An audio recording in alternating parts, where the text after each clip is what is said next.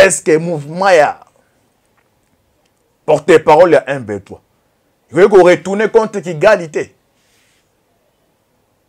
Parce que FDL baya awa na musée babalu ki la musée lelo na kata M23 même histoire comme qu'on se répète moto batiaki aolo balingala o aza porte-parole na bango il est maintenant porté disparu akimina quelques militaires ya M23 ba militaires ya Rwanda baye comme na pona ko segode bango bakute na mbiskada. La guerre du M23 serait-elle en train de se retourner contre ses propres animateurs? L'instant Kagame peut sur ordre na James Kabarebe faut baluka ba exécuter Willy Ngoma baluka ba et si casse ya batami baluka ba bomai. Qu'est-ce qui se passe là-dedans? Qui est derrière Willy Ngoma? Qui est derrière quelques bateaux qui mina bango? Le toba Willy Ngoma a porté disparu na kata M23. Baba kimina quelques militaires. So quand il y a Rwanda des années que non, ba militaire kimina bango wana. Na ba minduki. Ba ko retourner contre yete. Bolanda perto to salema na kati ya M23.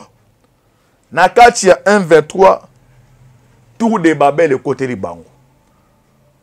Nombo ba kufio yo bango nangamu ya M23 ba sibir perte monko énorme. Nombo ba kufeli wana na ba Rwanda ba dirija M23 abi non.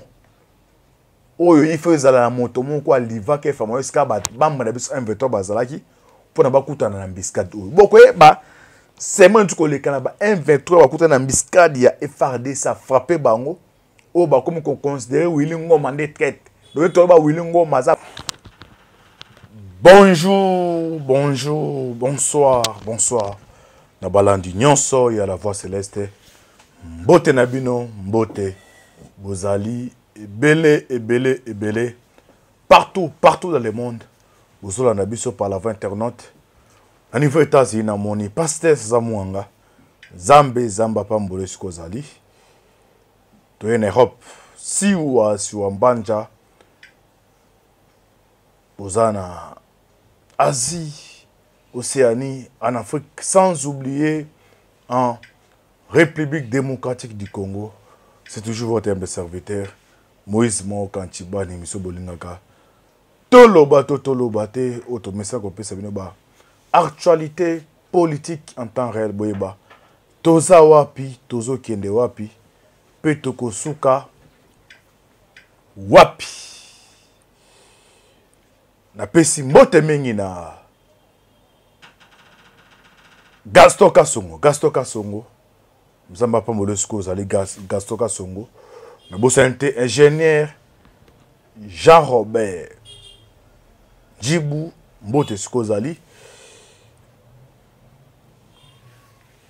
Nicolas Kazadi Fouta Bambongo ya ba Jean Robert ministère de finance au commis obstacle be na ba entreprise belé libérer bandeko baza ba responsable renter ngofo bana ba bazonga libérer bambonga batu Nicolas Kazadi libérer bambonga batu ouais ça message les kani merci de quoi c'est ma caméra John Moboki Bende de ko enlever les si naturel si limboko la effectivement de masera de toba toujours Lola eza kofuta sima tokoloba Zambe ya boye tokozwa lisusu wapi pour continuer ko prier bo prier makasi pour na RDC bo prier pe pour na biso de toloba toujours mboka o so nzambe te mboka ezalité et salumo mikole belé moi njo te dérange mari muke ce to zongia ndito sina contrat biso na bino boye ba situation actuelle ya mboka toza wapi tozo kende wapi tokosuka wapi ndenge to mesina biso na bino ngala zango na kati ya mai chaque fois actualité bimakato makapoto pesa bino ba information nangonga oyo batu nyonso baza focaliser na géant francophonie. Qu'est-ce qui se passe actuellement au sein du mouvement ya M23? Ni les qui s'est passé actuellement dans le mouvement M23 où il y a des rebelles où il y a des terreurs est-ce que Willy Ngoma a se déserté na kati ya 1-23 aza wapi? Pourquoi a sali désertion na? Oui, bah information awa. Rapprochement Sassou Nguesso na Paul Kagame. Va retomber dango ezanini. Trop le belango awa toujours biso na bino. Donc on lobela pe makambo etali ya sécurité na kati ya ville province ya Kinshasa. Bokaki entrepôt ya Bukavu ya Seni et Tumbami. Toyebisa bino l'autre fois que non na plein ya Kao ba préparer 3 villes faut ba saboter. Ville province ya Kinshasa, ya Goma na ya Bukavu. Ya ngone d'un point à l'ordre du jour auto partager biso bino na bosen to lobela pe mak sommet ya Russie Afrique.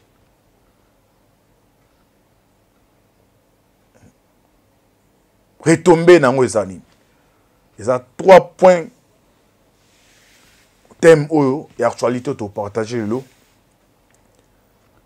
Bisonabino. Mais avant de rencontrer en actualité, moi regrette ça mon qui n'a chargé la communication à présent Tshisekedi. La voix céleste c'est sa chaîne Oyo. Et communiquera pour Namboka à travers la voix céleste.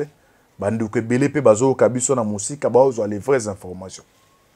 Mais moi regrette ça mon qui na ba organisation munene ba numéro to tcha quand la voix c'est jamais OK na te manak mulongo pona uzose batch mais tout ça mon à côté wana moi négligence c'est la makasi. Biso to communiquera pour Namboka. Tosuni naka moto nyos le PC Faoula ya comme président de la République tosuni Barcelone comme la ministre des président Tshisekedi tosuni Barcelone pratique moi chargé cordon ceux qui chargé la communication ya président de la République tosengane mbala sima considération ya ba chaîne faisala na ebiti ya loibongo et tout biso la pongi te ezana bande commission ensemble ou peut-être ba comprendre biso na mabe bazo benga pona ko menacer mais comme pona ko couvrir le comment oui moi ba cloque à jambe n'interpeller pe mingi bande ko baza na pouvoir ba ebelo na nina loba sans plus tarder to continent premier point actualité na biso ni les a ko se passer na kati ya 1-23 na kati ya 1-23 ba Rwanda ba dirigeaka 1-23 ba komi ko considérer Willy Ngoma comme traître. Ba lobiso to sal information na biso to remarquer et faire des choses à le courant ezayonde Willy Ngoma. Ba menace de moi ba ko peser Willy Ngoma akimi makataki makimi akimi na banani. Akimi a se camoufler wapi azwa kinjela nini de bola d'information wa comme Michel Zalinga to tanga pona to limbola na lingala boyeba situation na kati ya 1-23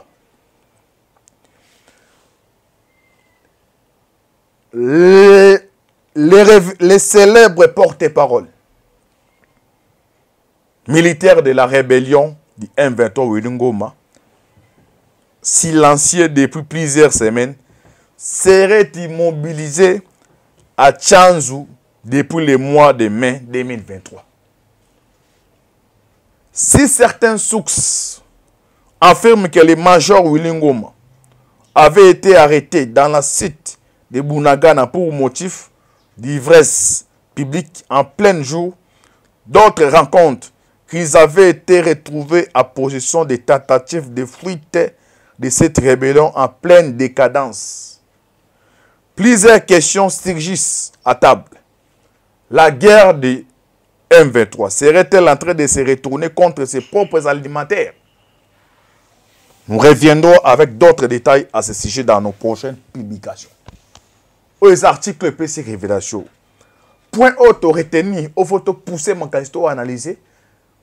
Oui, bah, qu'est-ce qui se passe actuellement dans le cas du mouvement rebelle à M23? Plusieurs questions surgissent à table. La guerre du M23 serait-elle en train de se retourner contre ses propres animateurs? On a question au article. Baza ko poser ba question. Semaine outi ko leka na bande ko nangai. Nangamu ya M23 ba subir perte moko énorme. Nombo ba kufeli wana na ba Rwanda ba dirija M23 abi non. Oyo il faut zala na moto moko aliva ke famo eska ba bamba na biso M23 bazalaki pour na ba kutana na mbiskade oyo. Boko ba semaine tu ko lekana ba M23 ba kutana na mbiskade ya FRD ça frappé bango. O ba comme qu'on considérer Willy Ngoma de traite. Donc to ba Willy Ngoma za porté disparu na kati ya M23. Baba kimina quelques militaires. So quand il y a Rwanda des alliés que non ba militaire kimina bango wana. Na ba minduki. Ba ko retourner contre yete. Bolanda perte auto salima na kati ya M23.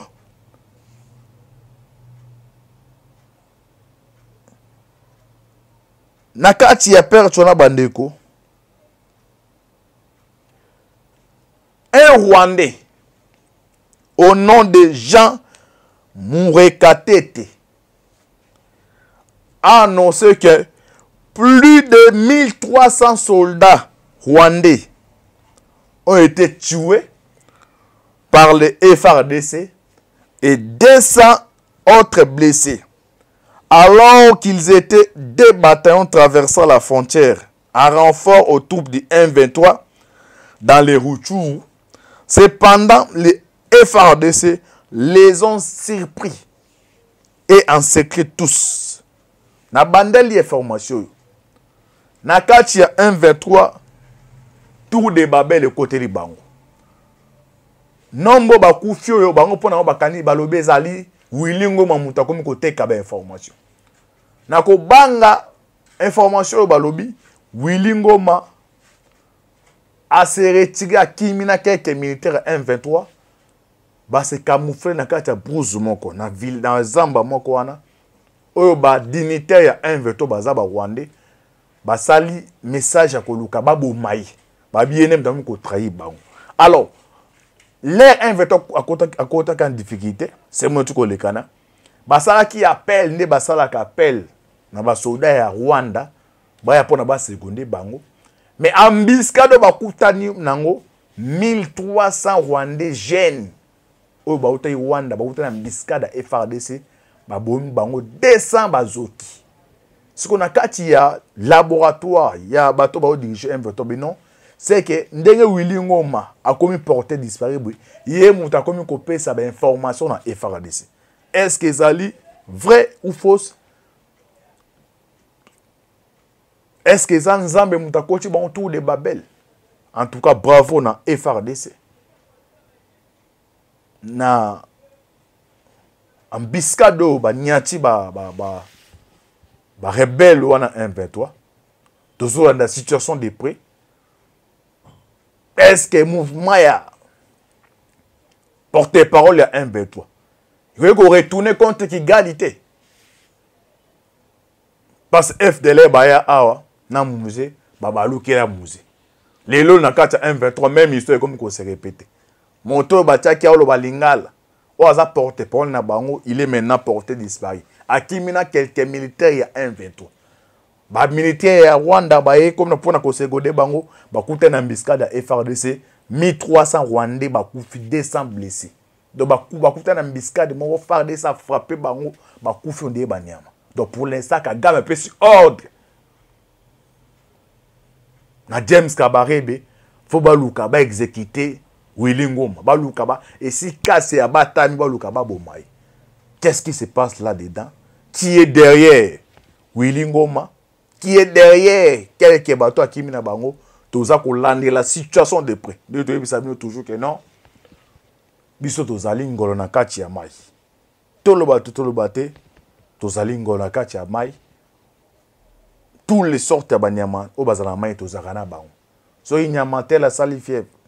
To pe bima to biso que non, yo mota mokili ko tia tembite. Donc toza ko lande la. Toza ko lande la. Situation de près. À chaque moment tu as dans la voie céleste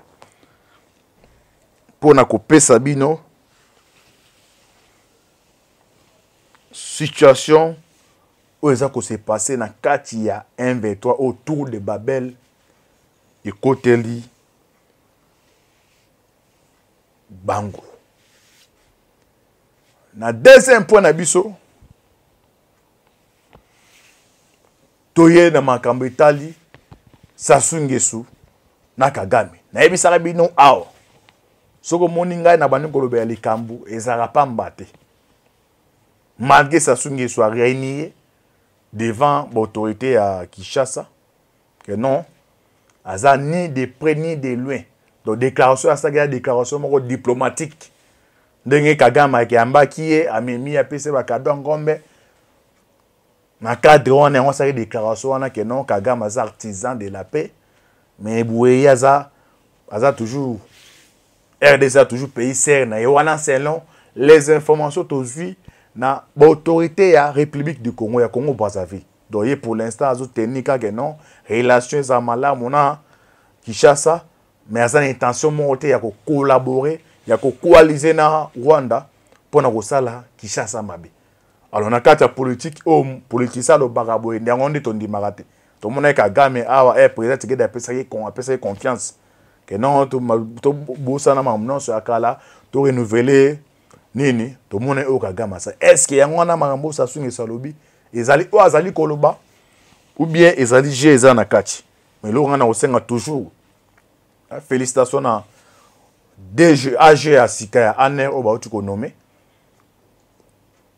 ton senga na ba frontière na biso DGM tous les services à renseignement liso ezali kolo ya liso badongoli miso wana bazali plan na bango ya kotia kaona na silité peut-être ça te que ndo mende to za francophonie bo liso ezaka likolo ya liso c'est puis ba préparer que ça na ouverture simité même avant na fermeture ya G coupe que gros salim donc to senga na tous les services ya renseignement na ba policier na ba militaire liso ezala likolo ya liso on les a makambo oyo rencontre semi entre Sassou Nguesso na Kagame alobi a renier mais ben investigation ko continuer to landela après deuxième encore ba signer wana qu'est-ce qui va se passer na mikolo ezali koya to na troisième point na biso bandeko sommet maman alikamdeza sommet Russie Afrique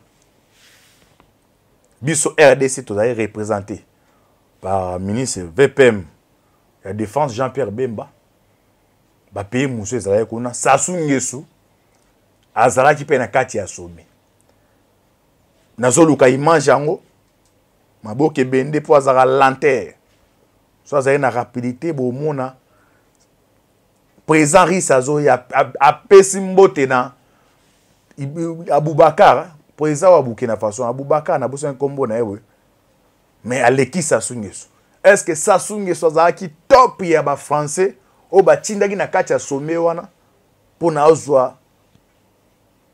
azwa penda comment dirais-je azwa ba révéler azwa ba dessous des cartes ya sommet wana pa to moni so la image wana na zo lukango na zo ki mebungi ngai donc Poutine ya leki Sassou Nguesso apesi mbotete est-ce que Russie va timber de Sassou Nguesso za émissaire ou ba tina ipona azwa ba compte rendu nyonso ya réunion pour na opesa en France pour les toka pour l'instant l'enfant chéri il y a ba français ezali Sassou Nguesso mais na sommet France Afrique Poutine y a lobby boy. Boyo qui coup d'été bétamine à Niger. Donc France a perdu déjà Tchad. A perdu de Burkina Faso. A perdu de Guinée-Conakry. Les loyaux perdent de Niger. Parce que Niger est aux uranium. Na or. Donc Niger azali premier pays où a appelé ça la France uranium africain. Sur un coup d'été bétami. France a rejeté coup d'état wana a sengi bazong sa l'ordre constitutionnel général wana militaire au pouvoir a pris ordre ba kati contrat donc ndenge zane dans tout ça l'émission uranium or espèce a esivaka et puis ça France à vivre au taka Niger qui est en France militaire wana au pouvoir sur quoi c'est a couper ce qu'on a kati a sommet Poutine a eu message a ibisi ba président africain a lobini. Et c'est ça prophétie à Simon qui m'a dit sama. Donc permet payant au pénal Simon qui m'a à le bac et France comment. Bon comme message à Poutine. Na roti la bien révélation un français to analyse boye ba ici ka monde des ali kokende. Na esi bino que non. États-Unis tabanda ko la première puissance dans le monde était. Akomaka. Des ans pays où ezalaka. Ce qu'on est dans la 5e génération dans le monde. Bato ba perda ki gloire na bango, bazo luka ba bazo a gloire. Ba pe bazana kati ya gloire, ba luka toujours maintenir influence na bango bitumbe zande wana. Alors chaque nation a ça que se positionner dans manière na pour nos cas où soki bitumba komi asa toujours na position de position à force. Alors boka Poutine a lobini na sommet Russie Afrique.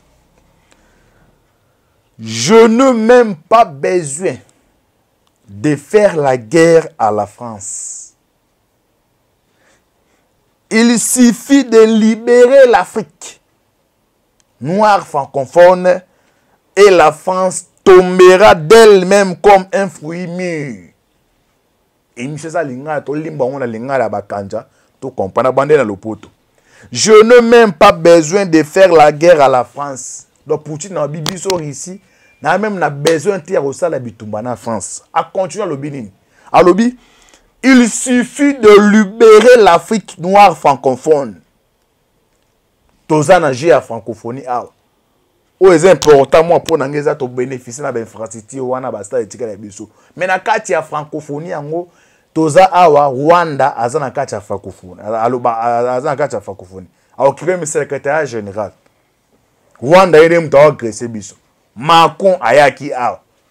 Chilelo yo apport nini ya François asali pona koyebisa na akobenda Kagame Matoyi. Akekutu musika renouveler ba contrat na ye. Esika bande ko pesa 10 minutes comme pesa 20. Donc c'est dire monde francophone eza comme ndenge munani nesi eza ndenge musa lobaka. Donc c'est un conglomérat des aventuriers. Ah, Poutine a dit que non, je n'ai même pas besoin de faire la guerre à la France. Il suffit de libérer l'Afrique noire francophone et la France tombera d'elle-même comme un fruit mis. Il y a un chose qui s'est passé. Burkina Faso, pays à haute volcan. Oh, France a contrôlé. On est baboumi nani, baboma nani. Comment est nani? Thomas Sankara. Guinée-Conakry wana. Tchad, le Niger. Yo a Poutine bi que non, n'a besoin de la guerre, n'a besoin de la guerre en France.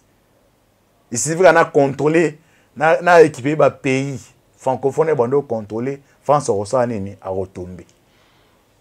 Yango eza ko se passer.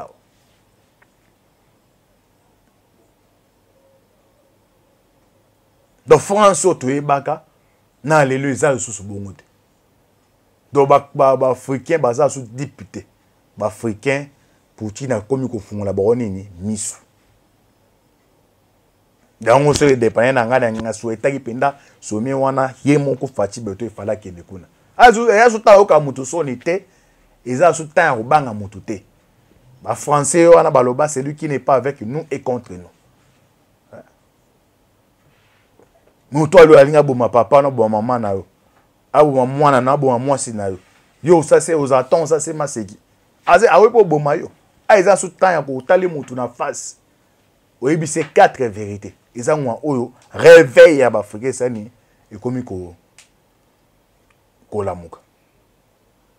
Est-ce que na kati ya sommet ici Afrique mikolo ezali koya qu'est-ce qui va se passer na mikolo ezali koya nazo ba sebino ba révélation à un français bolandango na limemi annonce ne balobaka comme ça tozonga pas to continuer biso nabino tolan. Le président de la République Emmanuel Macron et l'Union européenne accusent régulièrement la Russie de chasser la France d'Afrique.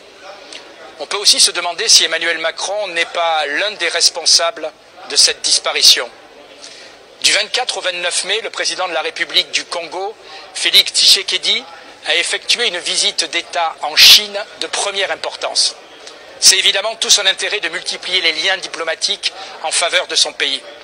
C'eût été également tout l'intérêt de la France de ne pas mettre à mal notre relation privilégiée avec Kinshasa.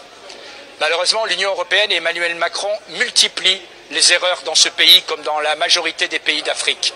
Souvenez-vous du déplacement du président de la République en mars dernier à Kinshasa. Vous avez certainement aperçu les images d'Emmanuel Macron faisant la fête en bras de chemise, une bouteille de bière à la main, comme pour effectuer une dernière provocation à l'égard de ses hôtes. Cette image déplorable est venue couronner une série de bévues. Emmanuel Macron a refusé de condamner fermement le soutien du Rwanda de Paul Kagame aux milices sanguinaires du M23 qui sèment le chaos et la mort dans la région du Kivu. Enfin, il a été très maladroit au moment de commenter une erreur diplomatique magistrale de Jean-Yves Le Drian qui avait évoqué il y a quelques années avec mépris le compromis à l'africaine, provoquant une vague d'indignation chez les dirigeants du continent. L'Union européenne, si prompte à brandir les mécanismes de sanctions, continue de refuser à agir fermement contre le Rwanda. Alors que des élections sont prévues en décembre prochain à Kinshasa, il est urgent que la France et l'Union européenne ne soient pas rayées de la carte de la République démocratique du Congo. Il est urgent, avec cet État, comme avec les autres États africains, de reprendre un vrai dialogue en tenant compte de l'intérêt de chacun. Ok. Bolandi révélation ya français oyo. Alobi soki France na mapona moto sala oyo. Na Kinshasa. Asali ke bate ako riske ba longola kombo na ye na makambo etali ya ba Congolais. SND commence à comprendre des messages par rapport à la révélation ya oyo. Pour comprendre ce que tout ça okende. Na bandela ngosu bolanda très bien. Songa na bandeli audio na bandela na pambate bon basali ke bate bolanda révélation à un français. C'est un grand journaliste à niveau à France. Il me tape cette révélation. Tout landa biso na bino bien boye besika tout ça okende. Est-ce que to okende pembeni petit à petit ya prophétie ya Simon Kimba tout landa révélation. L'Union accuse régulièrement la Russie de chasser la France d'Afrique. On peut aussi se demander si Emmanuel Macron n'est pas l'un des responsables de cette disparition. Du 24 au 29 mai, le président de la République du Congo, Félix Tshisekedi, a effectué une visite d'État en Chine de première importance. C'est évidemment tout son intérêt de multiplier les liens diplomatiques en faveur de son pays. C'eût été également tout l'intérêt de la France de ne pas mettre à mal notre relation privilégiée avec Kinshasa. Malheureusement, l'Union européenne et Emmanuel Macron multiplient les erreurs dans ce pays comme dans la majorité des pays d'Afrique. Souvenez-vous du déplacement du président de la République en mars dernier à Kinshasa. Vous avez certainement aperçu les images d'Emmanuel Macron faisant la fête en bras de chemise, une bouteille de bière à la main, comme pour effectuer une dernière provocation à l'égard de ses hôtes. Cette image déplorable est venue couronner une série de bévues.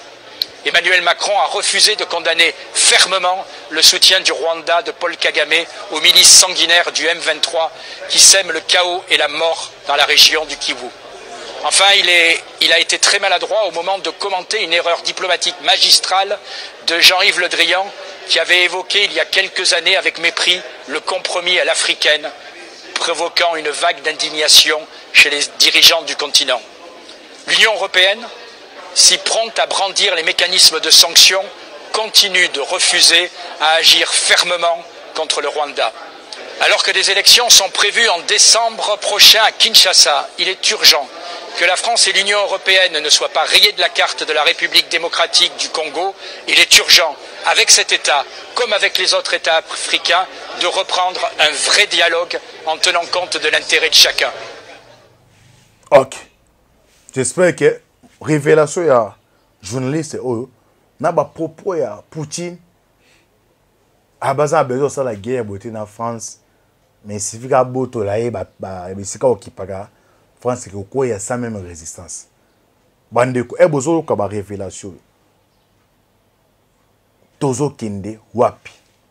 Et c'est une nation en nation, va se préparer. Et makambe au coma, pas à la difficulté. Il y a un gros Isaki. 3 points autour qui t'ont partagé. Bisonabino. Vous continuez à prier ma casse pour la RDC. Merci, merci Penami na bandeko. Ou ba soutenir rangai, na ou ba bien pasteur c'est ça mwanga. Si wambanja gastoka songo, surtout gastoka songo. Antibal obi doléance antibal. Yango les autres permettent au yaraboué na courage pour nous pesa bino. Ya mona mingi priorité to pesa na batwana. Hein? Nde akoka lobaka yo musano ezaka ko benga o tinda voice o tinda photo ba photo ndie eza photo ya Western o bengela ngo pe mo ele ona tindeli ote ezaka sorcellerie bendeni. Hein? Trop de ko kuna na potango bozana ba wifi eloko ça les sous en Angleterre. Moi ça qui musala otika ndako tali ba théâtre tali ba musique ou tali ce que mon ata la politique ce que oh makambo c'est important alors je taille là on a tindeli wana otala be photo ba komi que non ni rupture est tombé ah obiwa muto répondre mabe comme yo yango faut kutana kana koko bozo ba réponse la bino hein nesi mo konde to expliquer makambo ya sunge sunana bia zo benga mbazo lobota la pena oyo na kati ya moto na e eza penda ensemble vide bezandegene hein bilo musubo kolaka so uzana besoin na urgence orti eloko sala force ya to bando bengo nde muto otinda eloko hein merci mingi na pasteur Samwanga za pambola yo siwa mbanja mama Fatou na Gasto Kasongo Nicolas Kazadi bo libéré ba pesa ordre ba futa bato bambongo. Merci nza pambola bino toaki apona pesa. Premier point boyibi situation à niveau 1.23 to pesi o eza ko se passer entre ça sunge sunaka game to ekolobela magabetali ya sommet ici Afrique boza la brancher to zo na bon pour personne de formation mususu. Bo s'abonner massivement bo ko aimer c'est toujours votre terme de serviteur Moïse Maoka Antibal affaire à suivre. Ciao. Bandela ngosubolanda très bien. So ngana bandeli audio na bandela pambate bo basali ke bate bolanda révélation en français. C'est un grand journaliste à niveau à France. Il me tape ce révélation. Tout landa bis na bino bien boy besika toza okende. Est-ce que to okende pembeni petit à petit ya prophétie ya Simon Kimba tout landa révélation. L'Union accuse régulièrement la Russie de chasser la France d'Afrique. On peut aussi se demander si Emmanuel Macron n'est pas l'un des responsables de cette disparition.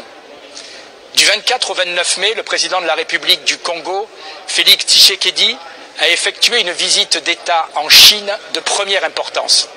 C'est évidemment tout son intérêt de multiplier les liens diplomatiques en faveur de son pays.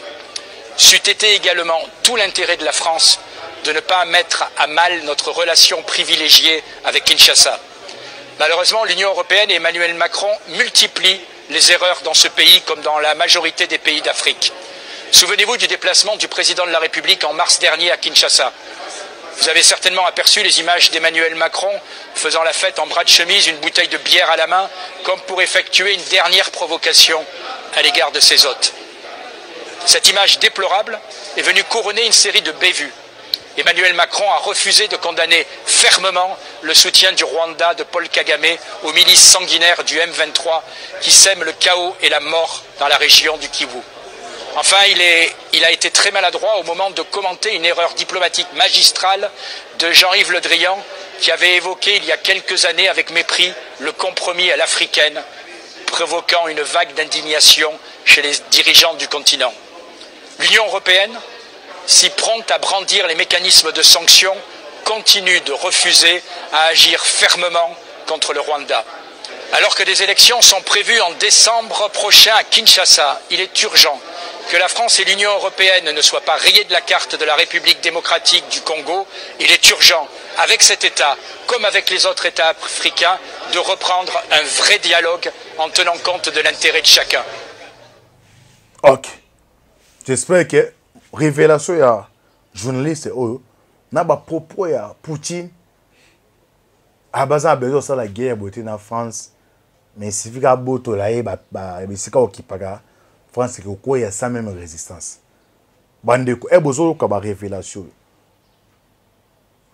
tozo kende wapi et c'est ngasoko nation na nation non so ba se préparer makambo okoma pas à la difficulté. Il y a un gros Isaki. 3 points autour qui t'ont partagé. Bissonabino. Vous continuez à prier ma casse pour la RDC. Merci, merci Penami na bandeko. Ou ba soutenir rangai, na ba bien pasteur c'est ça mwanga. Si wambanja gastoka songo, surtout gastoka songo. Antibal obi doléance antibal. Yango les autres permettent au yaraboué na courage pour nous pesa bino. Yango na mingi priorité to pesa na batwana. Hein? Nde akoka lobaka yo musano zaka ko benga o tinda voice o tinda photo ba photo ndie iza photo ya West o bengela ngo pe mo ele ko na tindeli yote ezaka sorcellerie bendini. Hein? Trop de ko kuna na potango bozana ba wifi eloko ça les sous en Angleterre. Moi ça qui musala utika ndako tali ba théâtre tali ba musique au tali ce que mon ata la politique ce que oh makambo est importante na alors je taelo na tindeli wana otala be photo ba komi que non ni rupture est tombée obi o muto répondre mabe comme yo yango faut kutana kana koko boza ba réponse na bino hein nesi mo konde to expliquer makambo ya sunge sunana bi azo benga mbazo lobota la pena oyo na kati ya moto na e ils penda ensemble vide bezandegene hein bilo musubo kolaka so za na besoin na urgence sur obtenir loko sala force ya to bando bengo nde muto otinda iloko hein merci mingi na pasteur Samwanga za mpambola yo si wambanja mama Fatou na Gasto Kasongo Nicolas Kazadi bo libéré ba pesa ordre ba futa bato bambongo. Merci nza pambola bino to akia pona pesa. Premier point boyibi situation à niveau 1.23 to pesi o eza ko se passer entre ça sungi sunaka game de ko lobela magabetali ya sommet ici Afrique boza la brancher to zonga le bon pour personne de formation mususu. Bo s'abonner massivement bo ko aimer c'est toujours votre thème de serviteur Moïse Maoka Antibal affaire à suivre. Ciao.